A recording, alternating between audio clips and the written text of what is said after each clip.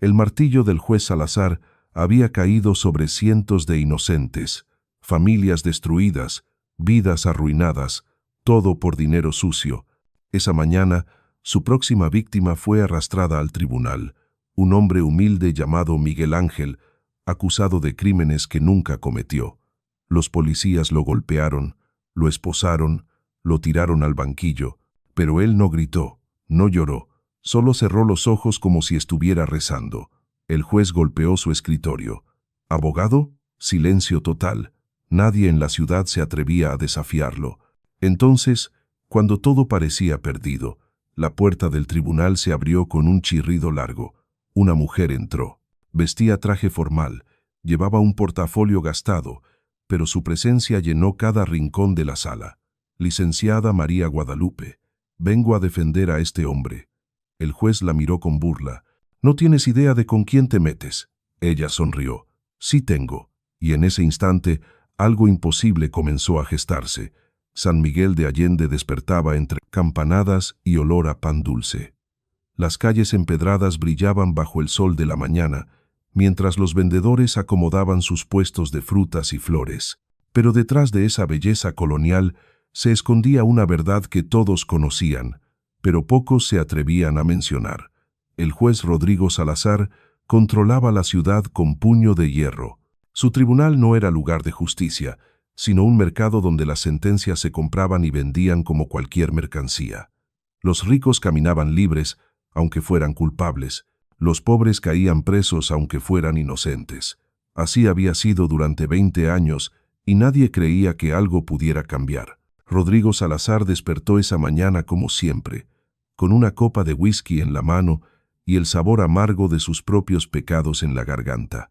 Se miró al espejo del baño. 58 años, cabello gris perfectamente peinado, traje italiano oscuro, reloj suizo en la muñeca. Por fuera era la imagen del éxito, por dentro un vacío que ni todo el dinero del mundo podía llenar. Conducía su Mercedes negro hacia el tribunal mientras repasaba mentalmente el día que tenía por delante. 3 casos, 2 ya estaban arreglados. Un empresario acusado de fraude pagaría 50,000 pesos por su libertad, y una mujer acusada de robo menor iría a prisión porque no tenía ni un centavo para ofrecerle.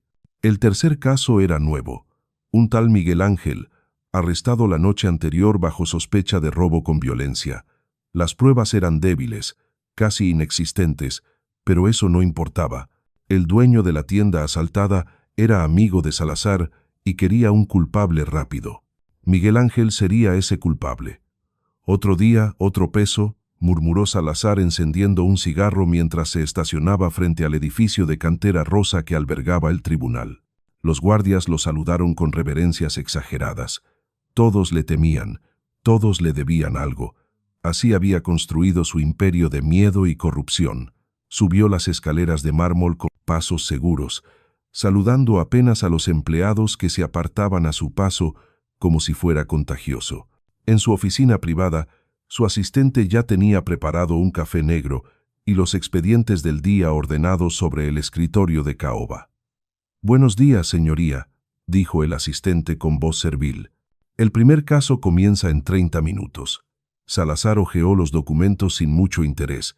El caso de Miguel Ángel era simple en papel. Supuestamente había entrado a una tienda de abarrotes a las 11 de la noche. Había amenazado al dueño con un cuchillo y había robado 2,000 pesos de la caja registradora. Había un testigo, el dueño mismo, don Arnulfo García, quien casualmente le debía un favor grande a Salazar por haberlo ayudado a ganar un juicio de herencia 2 años atrás. Las piezas encajaban perfectamente, demasiado perfectamente, pero a Salazar no le importaba. La verdad era un concepto flexible en su mundo. Lo que importaba era mantener el control, cobrar sus favores y seguir siendo el hombre más poderoso de San Miguel de Allende. Terminó su café, se ajustó la corbata roja que siempre usaba en días de sentencias importantes y caminó hacia la sala del tribunal. El edificio era antiguo, construido en el siglo XVIII, con techos altos y ventanas enormes que dejaban entrar la luz dorada de la mañana. La sala ya estaba llena cuando entró, Periodistas locales, curiosos, familiares de acusados, todos acomodados en las bancas de madera que crujían bajo el peso de la expectación. Salazar ocupó su lugar detrás del estrado elevado, sintiendo como siempre esa descarga de poder al mirar desde arriba a todos los presentes. «Se abre la sesión», anunció con voz grave el secretario del tribunal, un hombre pequeño y nervioso llamado Eugenio. El primer caso fue rápido. El empresario acusado de fraude, un tipo gordo de apellido Villalobos, se declaró inocente. Su abogado, uno de los mejores de la ciudad y evidentemente bien pagado, presentó dos pinci, defensa técnica llena de palabras complicadas y referencias legales que nadie más entendía.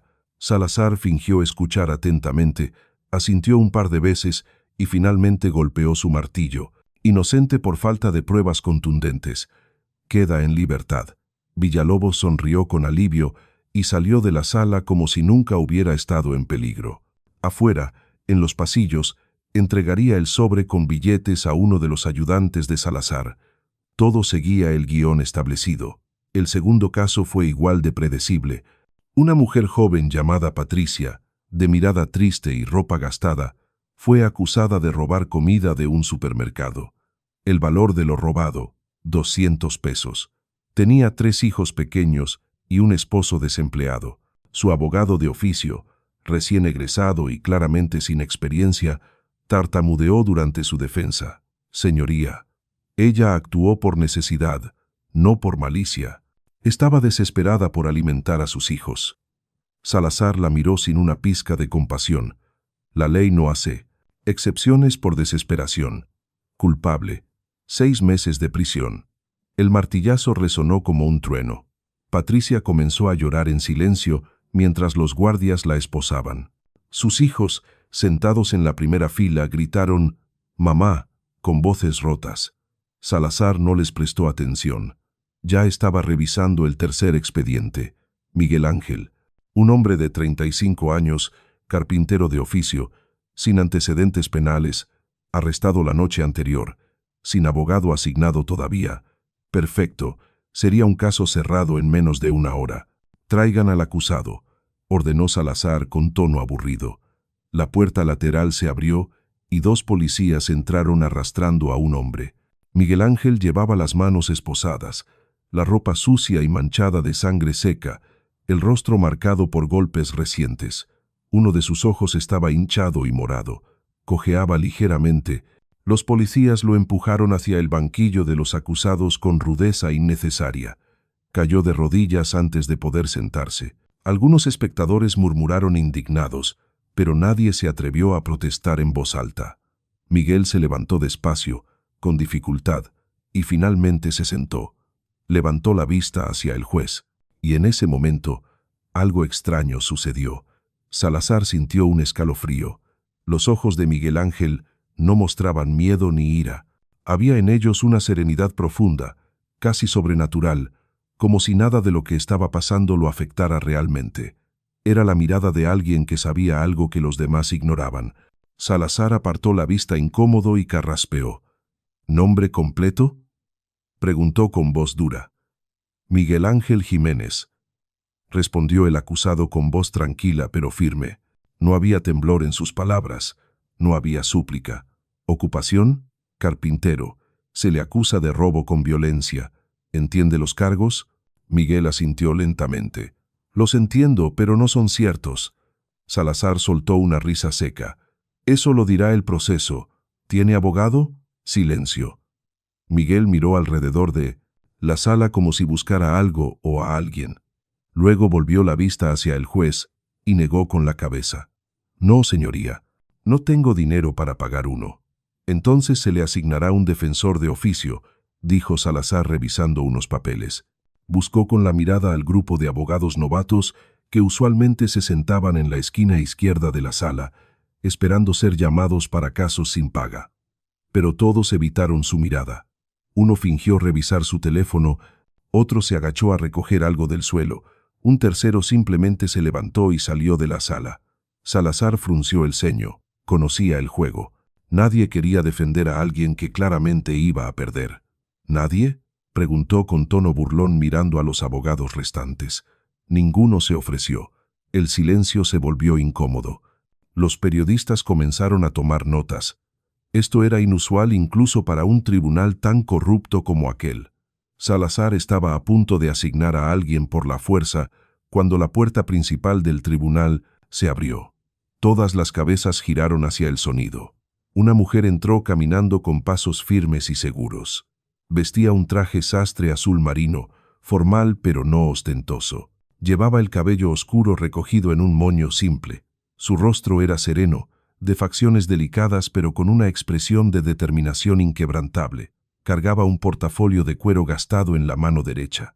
Caminó por el pasillo central sin prisa, sus tacones resonando contra el piso de baldosas. Todos la miraban. Nadie la conocía. En una ciudad pequeña como San Miguel, eso era raro, muy raro. Llegó hasta el frente de la sala y se detuvo frente al estrado. Miró directamente a Salazar a los ojos sin pestañear. «Licenciada María Guadalupe Reyes», dijo con voz clara y firme que llegó a cada rincón de la sala. «Vengo a defender al señor Miguel Ángel Jiménez».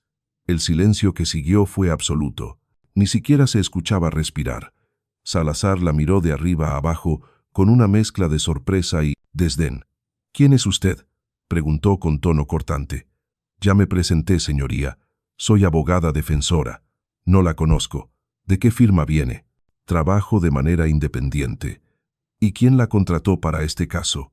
María giró levemente la cabeza hacia Miguel Ángel, quien la miraba con una expresión imposible de descifrar. Luego volvió a mirar al juez. «Nadie me contrató. Vine porque era necesario». Salazar soltó una risa corta y amarga. «Esto no es una obra de caridad, licenciada. Aquí no aceptamos voluntarios. Con todo respeto, señoría, la ley permite que cualquier abogado titulado ofrezca sus servicios de defensa. Y yo estoy titulada». Extendió un documento hacia el secretario Eugenio, quien lo tomó nervioso y se lo pasó al juez. Salazar lo revisó con rapidez. Era auténtico. Título de abogada expedido por la Universidad Nacional, cédula profesional vigente, todo en regla. Salazar apretó los dientes. Algo en esa mujer lo irritaba profundamente. No, era solo su llegada inesperada. Era su mirada. La forma en que lo veía sin miedo, sin la deferencia servil que todos los demás mostraban. Como si ella supiera algo que él no. «Está bien», dijo finalmente arrojando el documento sobre el escritorio. «Puede defender al acusado, pero le advierto que no tolero juegos ni retrasos. Este caso es simple. Hay un testigo ocular.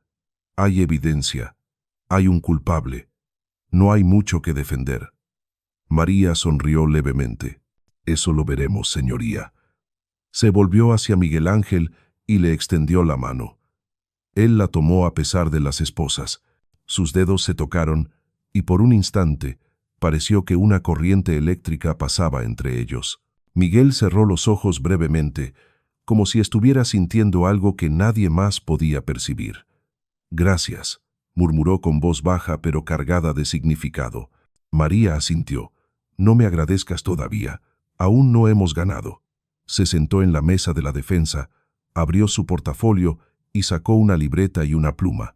Salazar observaba cada movimiento con creciente incomodidad. Había algo diferente en esa mujer, algo que no podía identificar, pero que lo ponía nervioso. «Muy bien», dijo golpeando su martillo para recuperar el control. «Procedamos. Señor fiscal, presente su caso». El fiscal era un hombre delgado de bigote fino llamado Sebastián Mora, conocido por ser ambicioso y despiadado. Se levantó ajustándose el saco y caminó hacia el centro de la sala. «Señoría, el caso es claro. El día 23 de octubre, a las 11:15 de la noche, el acusado Miguel Ángel Jiménez entró a la tienda de abarrotes La Providencia, propiedad del señor Arnulfo García. Amenazó al propietario con un arma blanca, específicamente un cuchillo de cocina, y le exigió que entregara el dinero de la caja registradora. El señor García, temiendo por su vida, obedeció. El acusado tomó 2,000 pesos en efectivo y huyó del lugar. Tenemos el testimonio del señor García como testigo ocular. Tenemos las grabaciones de la cámara de seguridad que muestran a un hombre con características similares al acusado. Y tenemos el hecho de que el acusado fue arrestado 3 cuadras después del lugar de los hechos con dinero en sus bolsillos. El fiscal hizo una pausa dramática mirando al público. Esto no es un caso complicado, señoría. Es un delito flagrante con pruebas contundentes. Salazar asintió satisfecho. ¿La defensa desea hacer alguna declaración inicial? María se levantó sin prisa. Sí, señoría. Me gustaría señalar que mi cliente es un hombre trabajador, sin antecedentes penales, que esa noche se encontraba regresando a casa después de terminar un trabajo de carpintería en la casa de la señora Estela Ramírez, quien puede corroborar su versión. Mi cliente nunca ha sido violento, no posee armas, y el dinero encontrado en sus bolsillos era su pago por el trabajo realizado ese día. El fiscal rió con sarcasmo. ¿Y la defensa tiene alguna prueba de eso? ¿Algún recibo? ¿Algún comprobante? María lo miró con calma. Lo tendremos cuando llame a mi testigo en el momento adecuado. Salazar golpeó su martillo. Suficiente. Fiscal, llame a su primer testigo. Sebastián Mora asintió. Llamo al señor Arnulfo García. La puerta lateral se abrió y entró un hombre bajo y gordito de unos 60 años. Vestía camisa blanca y pantalón de mezclilla. Caminó hasta el estrado de testigos con pasos cortos y nerviosos. Saludó al juez con una inclinación de cabeza. Señor García, comenzó el fiscal, ¿puede decirnos qué sucedió la noche del 23 de octubre? Arnulfo se aclaró la garganta. Pues sí, yo estaba cerrando mi tienda como a las 11 de la noche. Ya había bajado la cortina de metal a la mitad cuando ese hombre entró. Señaló a Miguel con dedo tembloroso. ¿Está seguro de que era él? Completamente. Lo vi bien. La luz de la tienda estaba prendida. ¿Y qué hizo? Me amenazó con un cuchillo grande y meluz. Dijo que le diera el dinero o me iba a matar. Yo me asusté mucho y le di lo que había en la caja, como 2,000 pesos, y luego se fue corriendo hacia la calle Hidalgo. El fiscal sonrió triunfante. Sin más preguntas, señoría. Salazar miró a María. ¿La defensa desea interrogar al testigo? María se levantó y caminó despacio hacia don Arnulfo. Su presencia llenaba el espacio. Había algo en su manera de moverse que imponía respeto. Señor García, usted dice que vio claramente al agresor.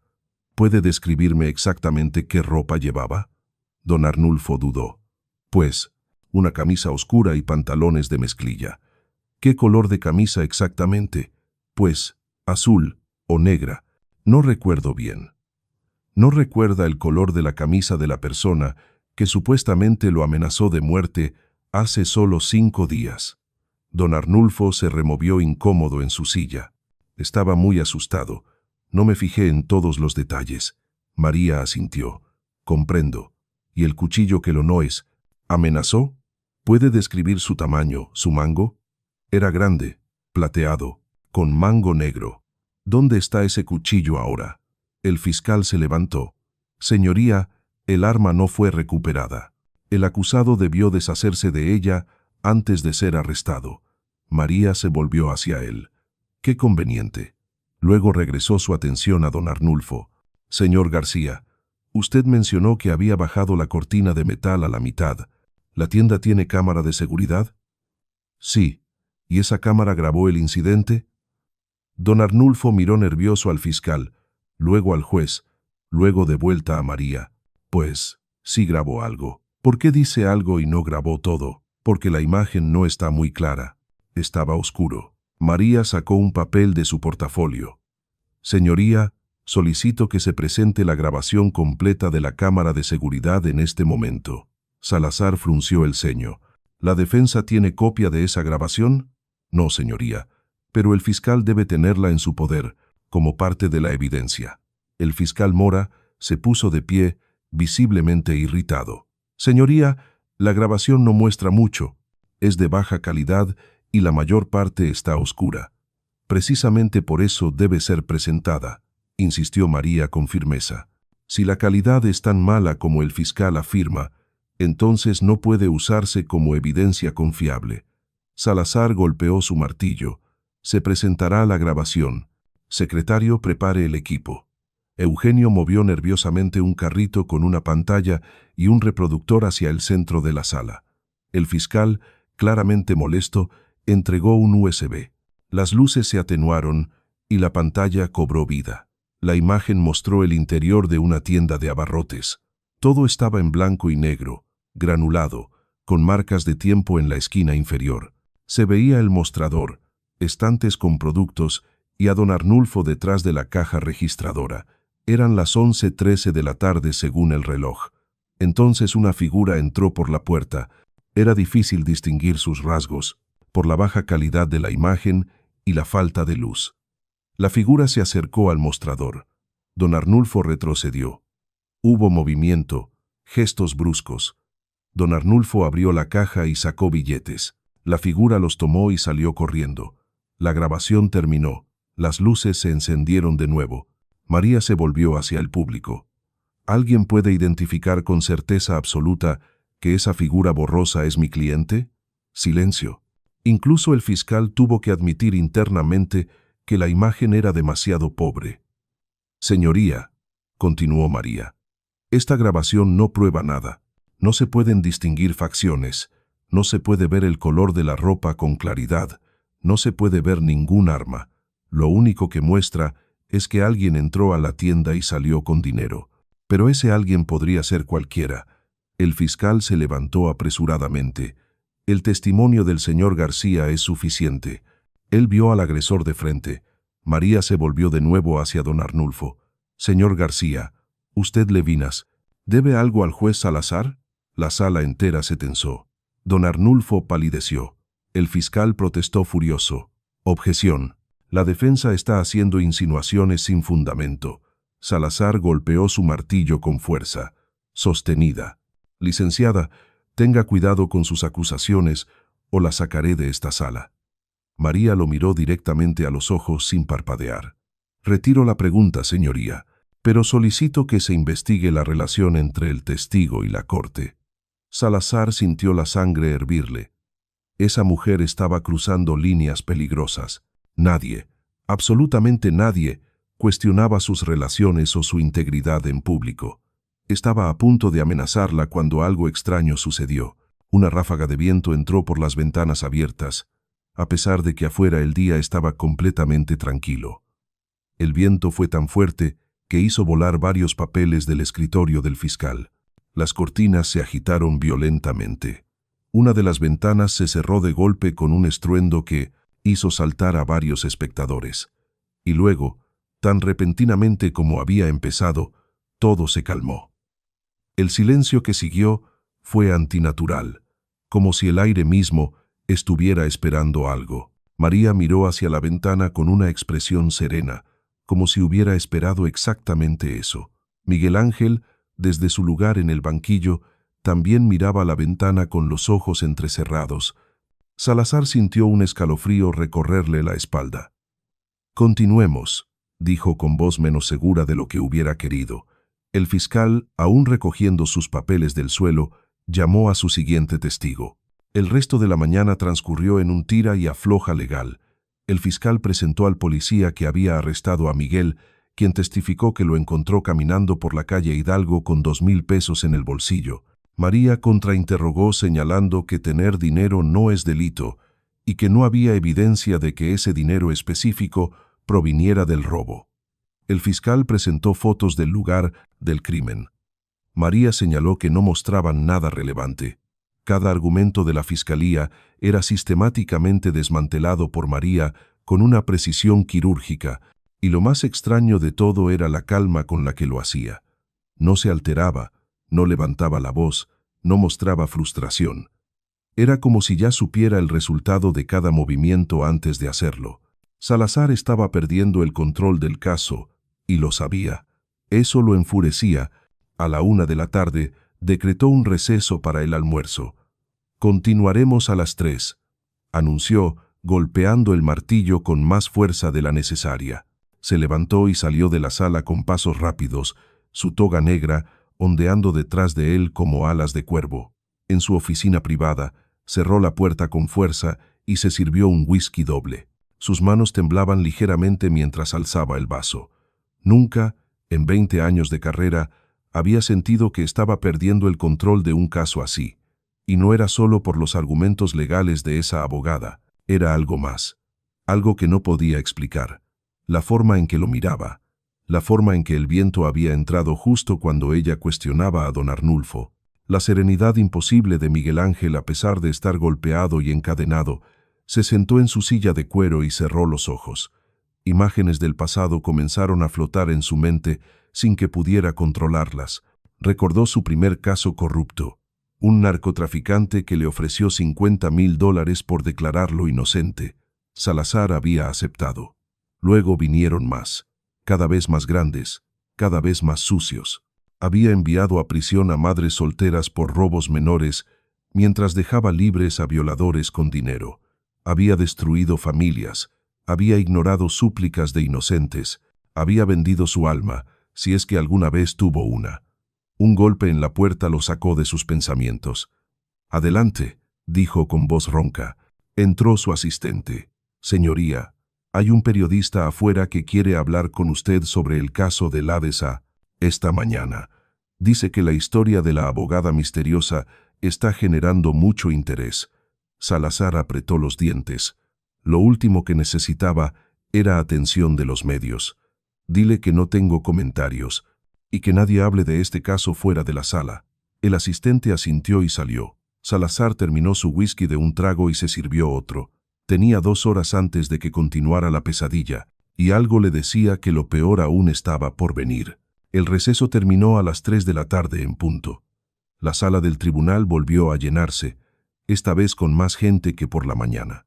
La noticia de la misteriosa abogada que estaba desafiando al juez Salazar se había esparcido por San Miguel de Allende como pólvora. Había curiosos parados en los pasillos, periodistas con cámaras afuera del edificio, y hasta un equipo de televisión local había llegado pidiendo permiso para grabar. Salazar regresó a su lugar con el rostro tenso y enrojecido. El whisky no había calmado sus nervios como esperaba, solo había avivado su rabia. María Guadalupe ya estaba sentada en la mesa de la defensa, revisando sus notas con la misma calma de siempre.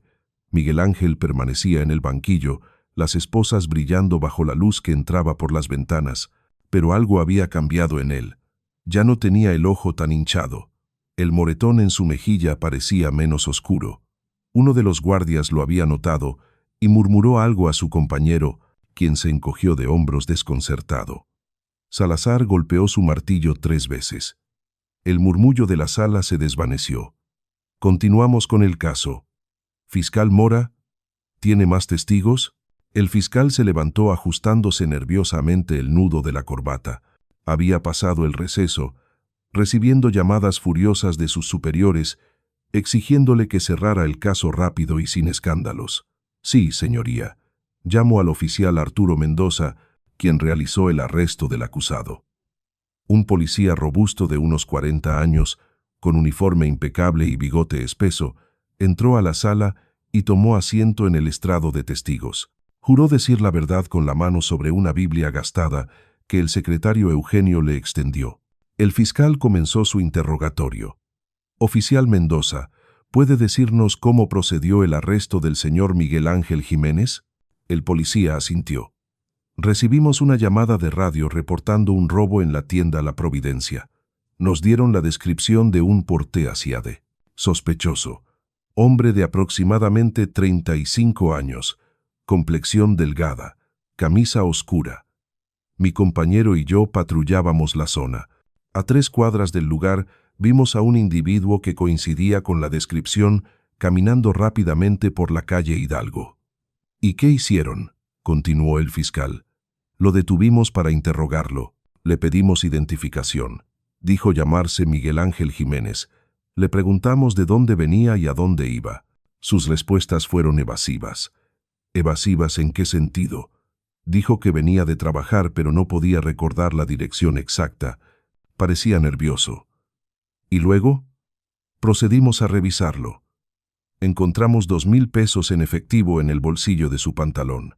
Esa cantidad era sospechosa, considerando que acababa de ocurrir un robo por exactamente esa cantidad. Lo arrestamos bajo sospecha y lo trasladamos a la estación». El fiscal sonrió satisfecho. Sin más preguntas, señoría. Salazar miró a María. ¿La defensa? María se levantó y caminó hacia el oficial Mendoza con pasos medidos. Oficial, usted dijo que mi cliente parecía nervioso. ¿Es normal que una persona se ponga nerviosa cuando la detiene la policía en medio de la noche? Mendoza dudó. Bueno, sí, pero... ¿Pero qué? Pero él estaba especialmente nervioso. ¿Cómo medimos especialmente? ¿Tiene usted algún instrumento científico para medir niveles de nerviosismo? Algunos espectadores soltaron risitas contenidas. El oficial se puso rojo. No, pero tengo 25 años de experiencia y sé reconocer cuando alguien esconde algo. María asintió. 25 años de experiencia. Impresionante. Dígame, oficial, ¿registró a mi cliente siguiendo todos los protocolos legales? Por supuesto. ¿Le leyó sus derechos antes de revisarlo? Mendoza vaciló apenas un segundo. Pero fue suficiente. Sí. ¿Está seguro? Porque según el reporte que usted mismo escribió y que tengo aquí, María levantó un documento. Usted dice que procedió a revisar al sospechoso por razones de seguridad. No menciona en ningún momento haberle leído sus derechos. El oficial tragó saliva. Fue un procedimiento de rutina. Oficial Mendoza, sabe que cualquier evidencia obtenida sin respetar los derechos del acusado puede ser declarada inadmisible. El fiscal se levantó de un salto. Objeción. La defensa está intentando desacreditar evidencia fundamental basándose en tecnicismos. María se volvió hacia él con una ceja alzada. ¿Tecnicismos? ¿Llama usted tecnicismos a los derechos constitucionales? Salazar golpeó su martillo con fuerza. Orden. Licenciada Reyes, vaya al grano. María se volvió nuevamente hacia el oficial. ¿Le leyó o no le leyó sus derechos a mi cliente antes de registrarlo? El oficial miró al fiscal buscando ayuda. No la encontró. No recuerdo exactamente. ¿No recuerda? Hace apenas 5 días. El silencio en la sala era tan denso que se podía cortar con cuchillo. María continuó. Oficial, ¿hubo violencia durante el arresto? El sospechoso intentó resistirse. Miguel Ángel levantó la cabeza bruscamente. Eso es mentira, dijo con voz clara pero tranquila. Salazar lo señaló con el dedo. El acusado guardará silencio o será removido de la sala. María alzó una mano calmada. Permítame reformular la pregunta, oficial. ¿Mi cliente lo golpeó a usted o a su compañero durante el arresto? No, pero... ¿intentó huir? No físicamente, pero... Entonces, ¿por qué mi cliente tiene un ojo morado, una mejilla hinchada y múltiples contusiones en las costillas? Mendoza apretó la mandíbula. Fue necesario usar fuerza para asegurar que no representara un peligro. Un carpintero desarmado de 35 años sin antecedentes penales representa un peligro que justifica golpearlo hasta dejarlo con lesiones visibles. La voz de María era afilada como navaja. El oficial no respondió. María se volvió hacia el juez. Señoría, solicito que se declare inadmisible el dinero encontrado en los bolsillos de mi cliente como evidencia, ya que fue obtenido mediante un registro ilegal, sin lectura de derechos. Además, solicito que se abra una investigación por uso excesivo de fuerza policial. El fiscal Mora estaba furioso. Señoría, esto es ridículo. La defensa está convirtiendo este caso en un circo. Salazar estaba atrapado. Si declaraba admisible la evidencia a pesar de la violación de derechos, quedaría expuesto como corrupto frente a todos los presentes, incluyendo periodistas. Si la declaraba inadmisible, el caso de la fiscalía se desmoronaba. Abrió la boca para hablar, pero antes de que pudiera emitir palabra, algo extraordinario sucedió. Una de las lámparas del techo comenzó a parpadear, luego otra y otra. Pronto todas las luces de la sala titilaban erráticamente como si hubiera una falla eléctrica. Los murmullos de confusión llenaron el espacio. El secretario Eugenio corrió hacia el interruptor y lo bajó y subió varias veces. Nada cambió. Las luces seguían parpadeando sin patrón alguno. Entonces, tan repentinamente como había comenzado, se detuvieron. Pero algo más ocurrió. La luz que entraba por las ventanas pareció intensificarse. No era el sol, porque afuera empezaban a formarse nubes grises. Era otra cosa, una luz dorada, cálida, que no proyectaba sombras, sino que parecía llenar el espacio de manera uniforme. Algunos espectadores se levantaron de sus asientos, mirando alrededor con asombro. «¿Qué está pasando?», susurró alguien. María y Miguel se miraron, y en ese momento, quienes estaban prestando atención vieron algo imposible. Una sonrisa casi imperceptible se dibujó en los labios de ambos, como si compartieran un secreto. La luz duró apenas 10 segundos antes de volver a la normalidad. Salazar estaba pálido. Fue solo una falla eléctrica», dijo con voz temblorosa intentando recuperar el control. Pero incluso él sabía que lo que acababa de suceder no era normal. «Continuemos», ordenó golpeando el martillo. Su mano temblaba visiblemente ahora. El fiscal Mora, claramente perturbado, decidió cambiar de estrategia. «Señoría, en vista de las circunstancias inusuales, solicito un nuevo receso de 30 minutos para reorganizar mi caso». Salazar asintió rápidamente, agradecido por la pausa. «Concedido. Volveremos en 30 minutos». Golpeó el martillo y salió de la sala casi corriendo. En su oficina se sirvió otro whisky con manos temblorosas. ¿Qué diablos estaba pasando? Las luces, el viento de la mañana, esa sensación constante de que algo más grande que él estaba presente en la sala. Bebió el whisky de un trago y se sirvió otro. Tenía que terminar este caso. Tenía que declarar culpable a Miguel Ángel y terminar con esto de una vez. No importaba lo que dijera esa abogada. No importaban las irregularidades. Él era el juez. Él tenía el poder. Mientras intentaba convencerse de eso, un recuerdo emergió sin permiso. Su madre, doña Esperanza Salazar, mujer devota que iba a misa todos los días, y le había enseñado desde niño la diferencia entre el bien y el mal. Ella había muerto 10 años atrás, desilusionada y rota al descubrir en qué se había convertido su hijo.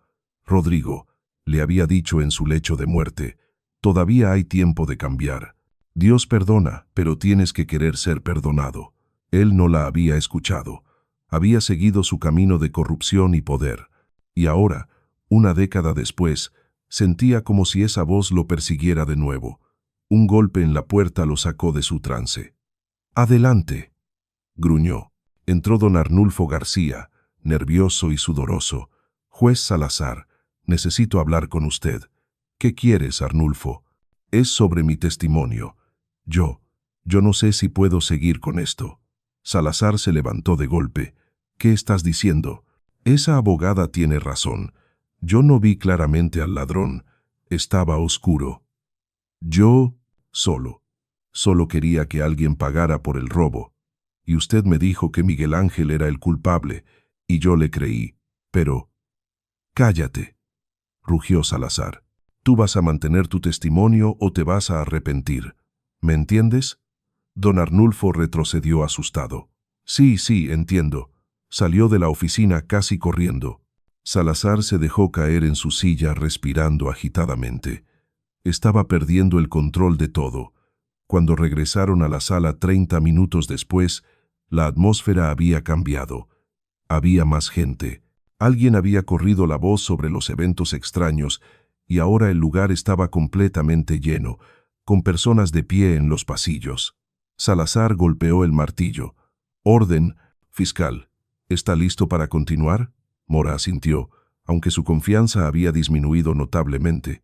«Señoría, dado que la defensa ha cuestionado la admisibilidad del dinero encontrado en el acusado, me gustaría enfocarme en el testimonio del señor García y la grabación de seguridad». María se levantó. «Señoría, ya establecimos que la grabación no muestra evidencia clara y que el testimonio del señor García es inconsistente. Solicito llamar a mi propio testigo». Salazar frunció el ceño. «¿Quién es su testigo?» «La señora Estela Ramírez, para quien mi cliente trabajaba la noche del incidente». Salazar no tuvo más opción que aceptar. «Que pase el testigo de la defensa». Una mujer anciana de unos 70 años entró a la sala apoyándose en un bastón. Vestía un vestido floreado y un rebozo morado. Su rostro estaba marcado por arrugas que hablaban de una vida dura pero digna. Caminó despacio hasta el estrado y tomó asiento con dificultad. María se acercó con una sonrisa gentil. «Señora Ramírez, ¿conoce usted al señor Miguel Ángel Jiménez?» La anciana miró hacia el banquillo donde estaba Miguel. Sus ojos se llenaron de lágrimas. «Sí, lo conozco. Es un buen hombre. ¿Puede decirnos qué relación tiene con él? Él me está arreglando los muebles de mi casa. Mi difunto esposo era carpintero y dejó muchas cosas a medio hacer. Miguel Ángel me está ayudando a terminarlas. ¿Y el día 23 de octubre estuvo él trabajando en su casa?» «Sí, todo el día. Llegó a las 8 de la mañana y se fue hasta las 11 de la noche». El fiscal se levantó. «¿Cómo puede estar tan segura de la hora?» Doña Estela lo miró con firmeza. «Porque yo le di de cenar a las 9 y se quedó hasta terminar de barnizar una mesa. Le pagué 2,000 pesos en efectivo cuando se fue». El murmullo en la sala creció. María continuó. «Señora Ramírez, ¿tiene alguna forma de probar que le pagó esa cantidad?» La anciana abrió su bolsa y sacó un cuaderno pequeño donde llevaba apuntes de sus gastos. «Aquí está. 23 de octubre, pagado a Miguel Ángel, 2,000 pesos por trabajo de carpintería», mostró el cuaderno. La letra era temblorosa pero clara. El fiscal intentó desacreditarla. «Un cuaderno escrito a mano no es prueba confiable. Pudo haber sido escrito en cualquier momento». María sonrió. «Y el testimonio de don Arnulfo es más confiable que el de esta señora. Ambos son testimonios personales. La diferencia es que ella no tiene nada que ganar o perder en este caso». Salazar intervino. «¿Algo más, licenciada?» «Sí, señoría. Me gustaría que mi cliente hablara». El fiscal protestó. «El acusado no está obligado a testificar, pero tiene el derecho de hacerlo si así lo desea», replicó María. Se volvió hacia Miguel. «¿Quieres hablar?» Miguel asintió lentamente y se levantó. Los guardias le quitaron las esposas, no sin antes recibir una mirada de aprobación del juez. Miguel caminó hacia el estrado. Había algo en su manera de moverse que captaba la atención. No era arrogancia ni miedo. Era una serenidad profunda que parecía irradiar de él como calor de una fogata. Se sentó y miró al juez directamente a los ojos. «Jura decir la verdad», dijo Eugenio extendiendo las llaves. «Biblia». Miguel puso su mano sobre ella. «Juro decir la verdad». María comenzó el interrogatorio. «Miguel, ¿robaste la tienda del señor García?» «No». ¿Amenazaste a alguien con un cuchillo esa noche?» «No. Nunca he amenazado a nadie en mi vida».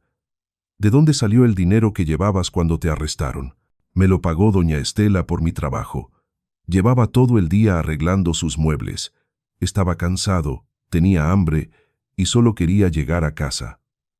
Su voz era calmada pero cargada de verdad. Algunos espectadores asentían. María continuó. «¿Por qué crees que te acusan de esto?» Miguel guardó silencio un momento, como eligiendo sus palabras cuidadosamente. Luego habló. «Porque a veces las personas ven lo que quieren ver, no lo que realmente es, y a veces hay sistemas que necesitan culpables más que verdades». Sus palabras cayeron como piedras en agua quieta. Salazar sintió como si le hubieran dado un puñetazo en el estómago. Era como si Miguel estuviera hablando, directamente de él, de su tribunal, de su vida entera. El fiscal, intentando recuperar terreno, se levantó para contrainterrogar. «Señor Jiménez, si es tan inocente, ¿por qué parecía nervioso cuando lo detuvo la policía?» Miguel lo miró. «¿Usted no estaría nervioso si 2 policías lo detuvieran en medio de la noche sin razón aparente?» «Pero llevaba mucho dinero en efectivo. Eso es sospechoso. Llevar el dinero que uno gana honestamente no es delito, o al menos no debería serlo».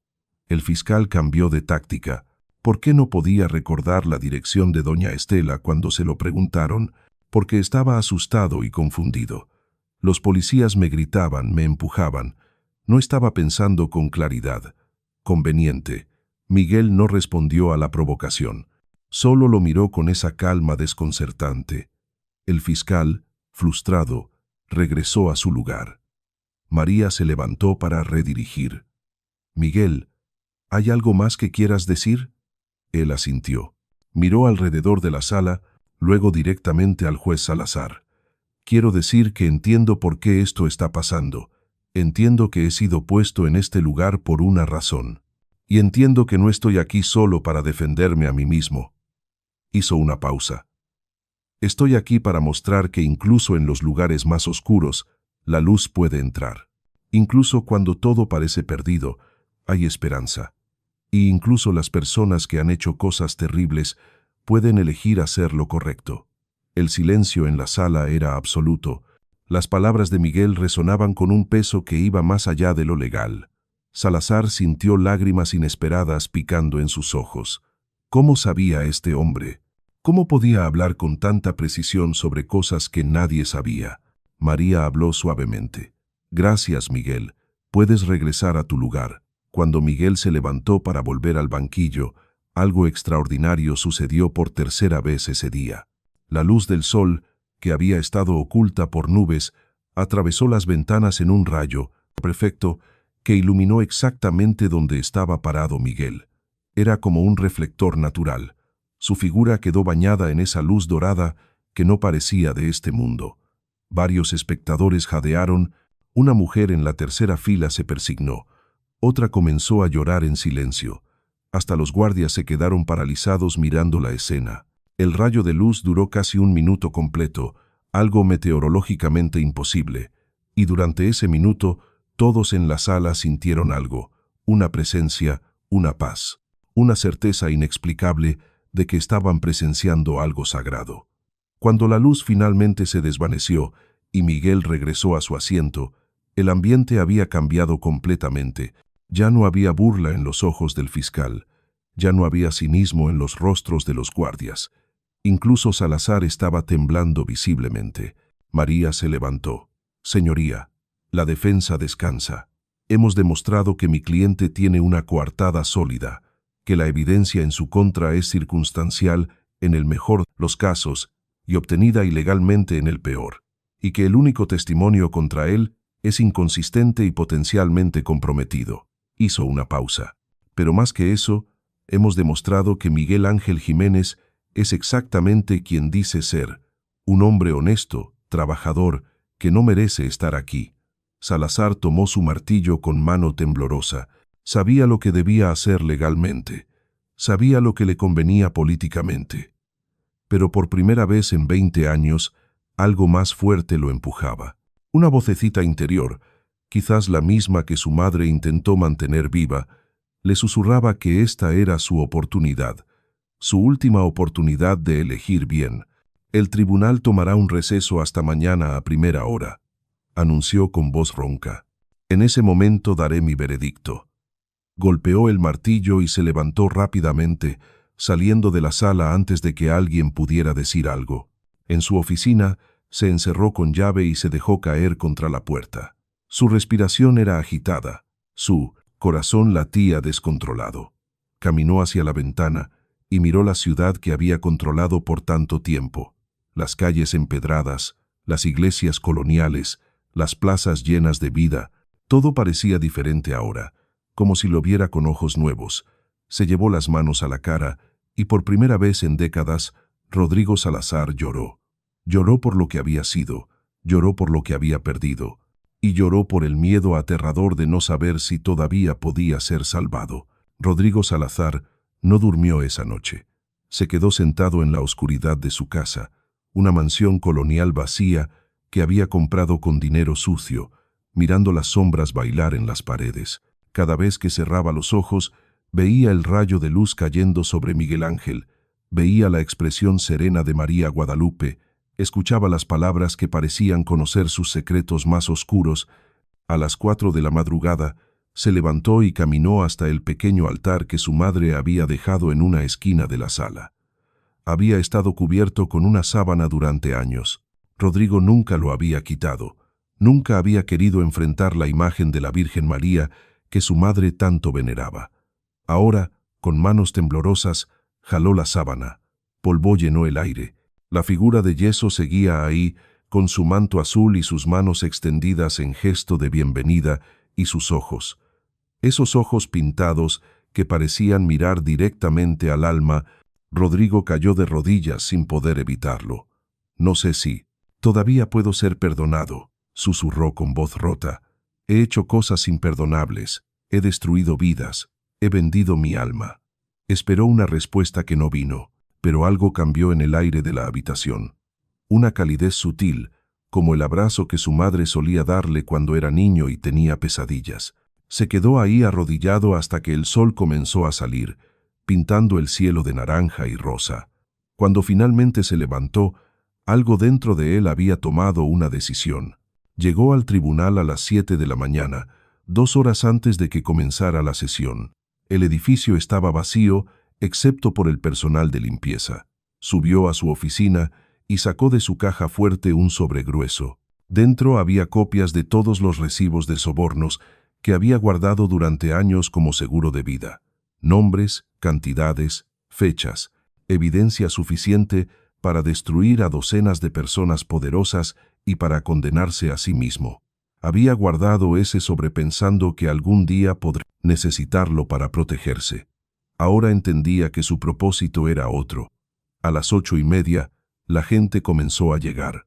Más que el día anterior, la noticia de los eventos extraños se había esparcido por toda la región.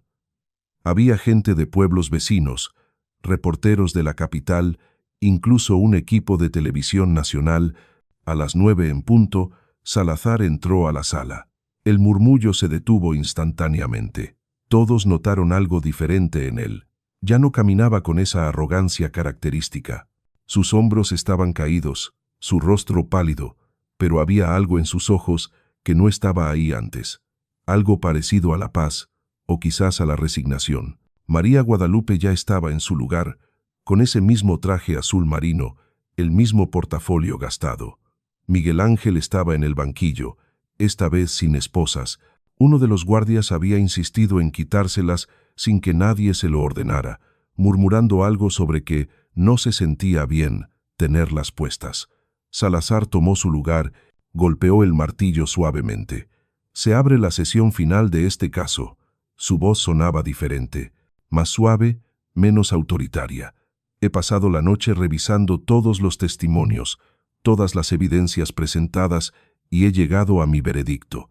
Hizo una pausa larga. Todo el mundo contenía la respiración. El fiscal Mora estaba tenso en su asiento. Don Arnulfo García, en la primera fila, temblaba visiblemente, pero antes de dar mi veredicto, necesito hacer algo. Salazar bajó de su estrado, algo que nunca había hecho en 20 años de carrera. Caminó hasta el centro de la sala llevando el sobre grueso en sus manos. Durante 2 décadas he presidido este tribunal.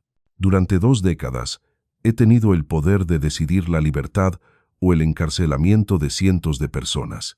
Su voz empezó a quebrarse, y durante 2 décadas he abusado de ese poder de maneras que me avergüenzan profundamente. He tomado sobornos, he dejado libres a culpables porque tenían dinero, he encarcelado a inocentes porque eran pobres, he destruido familias, he ignorado súplicas, me he convertido en exactamente lo que juré nunca ser cuando tomé mi juramento como juez, un criminal. El silencio en la sala era absoluto.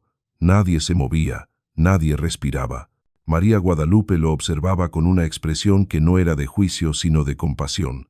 Miguel Ángel tenía los ojos cerrados, como si estuviera rezando.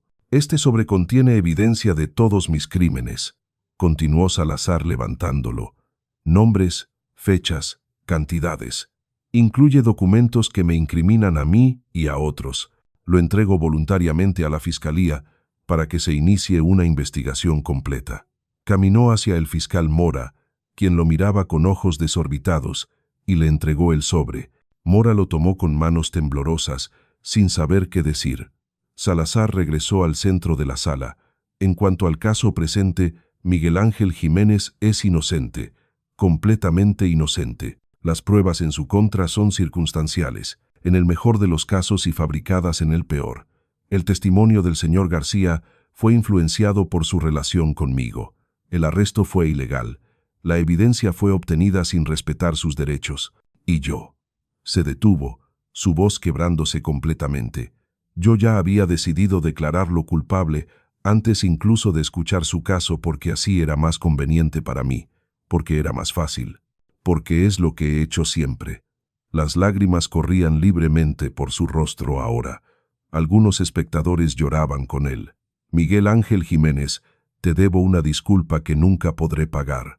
Has sido tratado con una injusticia terrible, y no hay palabras suficientes para expresar mi arrepentimiento. Miguel abrió los ojos y miró a Salazar. No había rencor en su mirada, solo una compasión tan profunda que era casi imposible de sostener. Está bien, dijo Miguel con voz suave. Todos cometemos errores, lo que importa es lo que hacemos después de reconocerlos. Sus palabras fueron como un bálsamo. Salazar asintió, incapaz de hablar. Se volvió hacia don Arnulfo García, quien estaba pálido como un fantasma. Arnulfo, tú también tienes que decir la verdad. Ahora. Don Arnulfo se levantó temblando. Yo no vi bien al ladrón. Estaba oscuro. El juez Salazar me dijo que Miguel Ángel era el culpable y yo solo quería que alguien pagara por el robo. Lo siento mucho. Se dejó caer en su asiento sollozando. María Guadalupe se levantó y caminó hacia el frente. Señoría, aprecio su honestidad, pero hay algo más que debe suceder aquí hoy. Salazar la miró. ¿Qué? María miró a Miguel, quien asintió levemente. Ella tomó una respiración profunda. Es momento de que todos sepan la verdad completa, la verdad sobre quiénes somos realmente. El aire en la sala cambió. Se volvió más denso, más cargado, como si algo grande estuviera a punto de suceder. María caminó hasta quedar junto a Miguel. Se miraron a los ojos por un largo momento. Luego, María comenzó a hablar. Mi nombre no es María Guadalupe Reyes. Bueno, es María, pero no soy solo una abogada. Su voz era diferente ahora, más resonante, más profunda.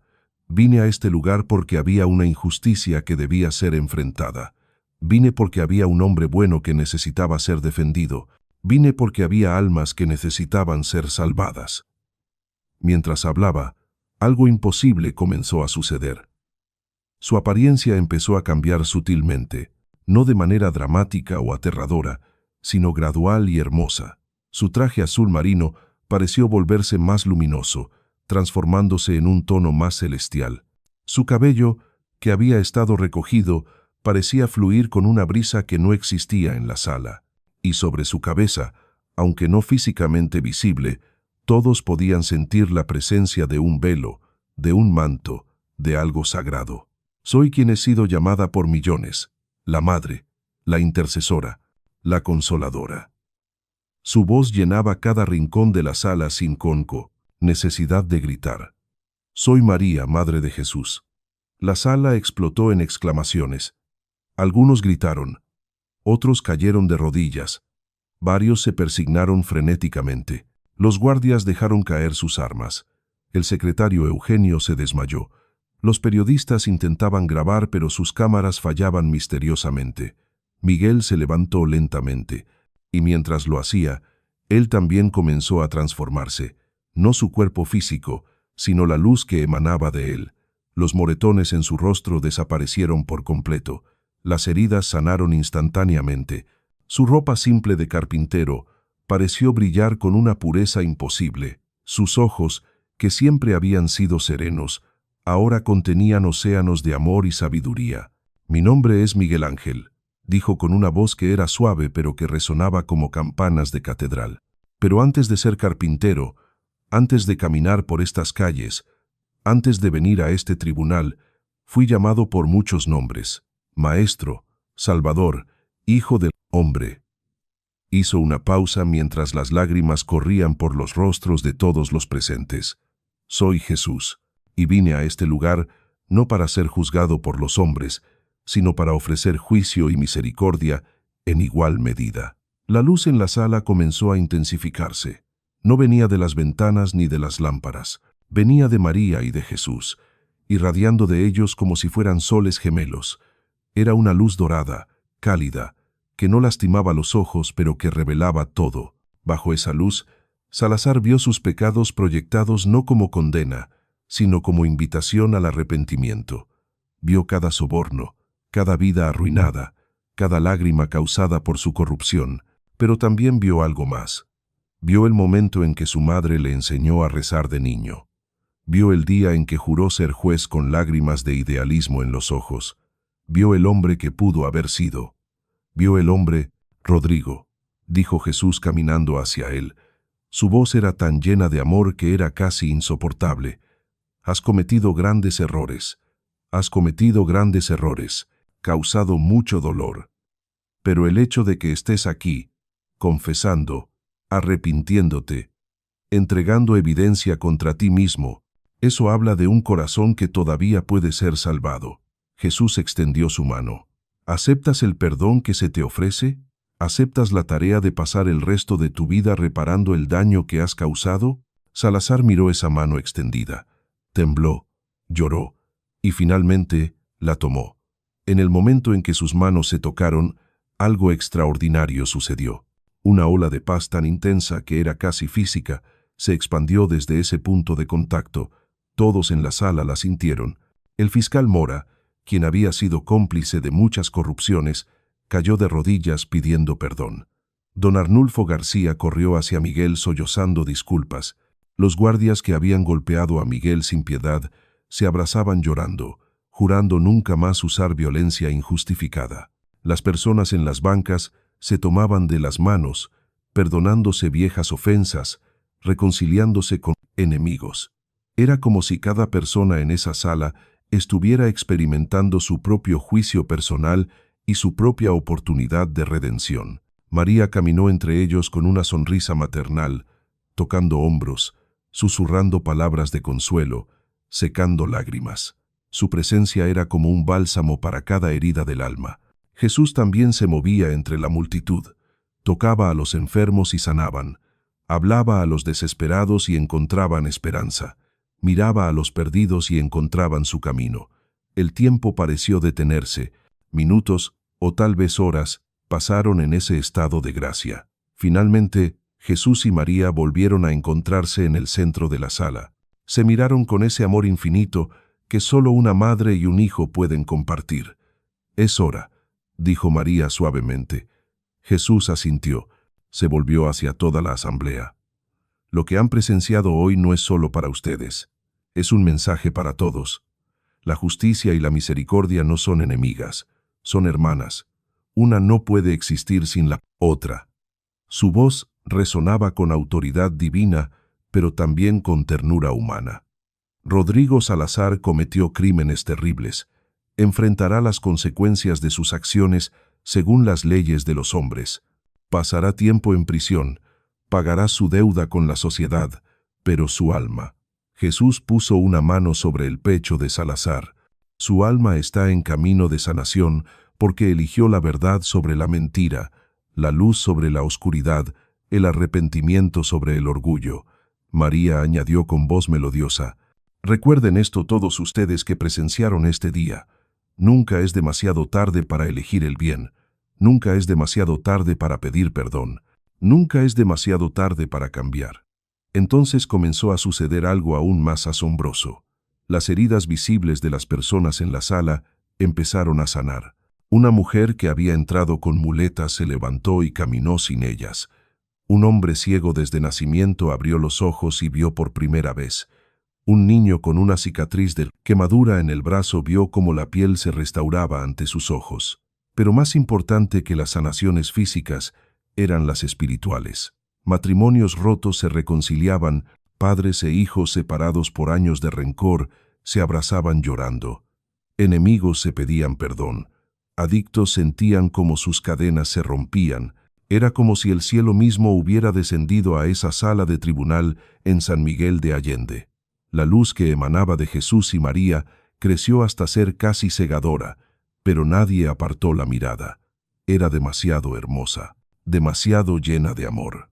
«Nuestro tiempo en esta forma está terminando», dijo Jesús. «Pero recuerden, nunca los dejaremos, siempre estamos con ustedes, en cada acto de bondad, en cada momento de perdón, en cada elección de hacer lo correcto, cuando lo fácil sería hacer lo malo». María habló por última vez, y cuando sientan que están solos, Cuando la oscuridad parezca demasiado fuerte, recuerden este día. Recuerden que la luz siempre vence a la oscuridad. Recuerden que el amor siempre es más fuerte que el odio. Recuerden que la verdad siempre prevalece sobre la mentira. La luz alcanzó su punto máximo. Era como estar dentro de una estrella, cálida, brillante, infinita, y luego, gradualmente, comenzó a disminuir. Cuando finalmente se desvaneció por completo, Jesús y María ya no estaban, o al menos, ya no estaban en forma visible, pero su presencia podía sentirse en cada molécula de aire, en cada rayo de luz que entraba por las ventanas, en cada latido del corazón de cada persona presente. La sala quedó en silencio, un silencio sagrado que nadie quería romper. Fue Rodrigo Salazar quien finalmente habló. «Que alguien llame a las autoridades federales», dijo con voz clara y firme. «Estoy listo para enfrentar la justicia real, no la versión corrupta que yo representaba». El fiscal Mora asintió y salió a hacer las llamadas necesarias. Sabía que él también enfrentaría cargos. En las horas que siguieron, la historia de lo ocurrido en el tribunal se esparció como fuego. Los periodistas que habían estado presentes publicaron artículos que fueron leídos por millones. Los videos que lograron grabar, aunque borrosos y con interferencia, circularon por todo el mundo. Algunos creyeron, otros dudaron. Pero nadie podía negar que algo extraordinario había sucedido en San Miguel de Allende ese día. Rodrigo Salazar fue arrestado formalmente esa misma tarde. Mientras los oficiales federales le ponían las esposas, él sonreía. Era la primera sonrisa genuina en décadas. «Está bien», les dijo. «Entiendo. Acepto las consecuencias». En prisión, Salazar se convirtió en un hombre diferente. Usó su conocimiento legal para ayudar a otros presos a apelar sentencias injustas. Escribió cartas a las familias que había dañado pidiendo perdón. Estableció un fondo con su fortuna personal para compensar a sus víctimas. No todos lo perdonaron. Algunos dolores eran demasiado profundos, pero muchos sí lo hicieron, viendo en su transformación genuina un reflejo de la gracia que habían presenciado ese día en el tribunal. Don Arnulfo García vendió su tienda y usó el dinero para abrir un centro comunitario. Doña Estela Ramírez se convirtió en una figura respetada en la comunidad, compartiendo su testimonio de cómo defender la verdad puede cambiar destinos. El fiscal Sebastián Mora renunció a su puesto, confesó sus crímenes y dedicó su vida a trabajar en una organización de derechos humanos. Los guardias que habían golpeado a Miguel se convirtieron en activistas contra la brutalidad policial. Cada persona que estuvo presente en esa sala encontró su vida transformada de alguna manera. El tribunal mismo se convirtió en un lugar de peregrinación. Miles venían cada año a sentarse en las bancas donde ocurrió el milagro, a rezar, a buscar su propia transformación. La sala fue declarada sitio sagrado y se prohibió realizar más juicios allí. En cambio, nos pecada sitio sagrado, pur contorada guasela sagrado sitio. Se convirtió en un museo y capilla, con placas explicando lo que había sucedido. Las fotografías de Jesús como Miguel Ángel y María como licenciada María Guadalupe fueron enmarcadas y colgadas en las paredes. Aunque las imágenes eran simples, quienes las miraban con fe juraban ver un brillo especial en los ojos de las figuras. San Miguel de Allende nunca fue el mismo. La corrupción no desapareció completamente, porque el libre albedrío humano siempre permite el mal, pero disminuyó dramáticamente.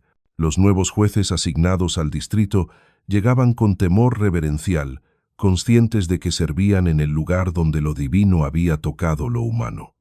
Los abogados trabajaban con mayor integridad, los policías usaban menos violencia, los ciudadanos reportaban más crímenes porque habían recuperado la fe en el sistema. Era como si la luz de ese día hubiera dejado una marca permanente en el alma de la ciudad.